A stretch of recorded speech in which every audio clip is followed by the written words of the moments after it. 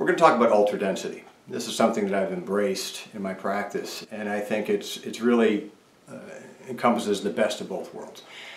When we're talking about hair restoration surgery, obviously the gold standard has been the greatest advance that we've made in this arena has been the follicular unit, dissecting hairs down to the least common denominator. It's extremely important. It's what allows for natural hairlines.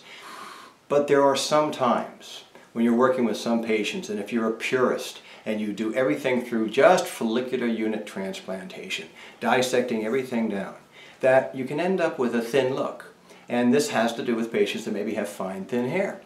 You have to be able to have a methodology by which you can adjust and adjust on the fly with that. So what I've gone to using in my practice much more commonly, which is the ultra density technique, is where basically we're reinventing something we've used before in the past, and that is combining larger grafts together. Now we're not talking massive grafts, but with a regular follicular unit transplantation, maybe the largest graft you have is a 2 or a 3 haired graft. Well, with this methodology, I'm able to actually create grafts that maybe have 4, 5, maybe 6 or 7 hairs.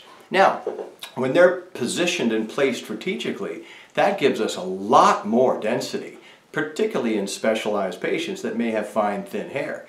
There are some patients that have thick, strong hair to begin with, and maybe they don't need that to begin with. That's fine. We can still adjust to them. But when we're talking about moving a large volume of hair, I have the ability with my technicians to customize the size of those grafts to exactly the way I want it. Now this also speaks to one of the shortcomings, if you will, of follicular unit extraction, which I didn't mention before. With follicular unit extraction, I'm isolated to only one size graft. I can only use that size graft. Well, with my approach with ultra density, I can mobilize and move tissue in accordance with what that patient needs. They may need thicker, stronger grafts in certain areas, and I can perform that.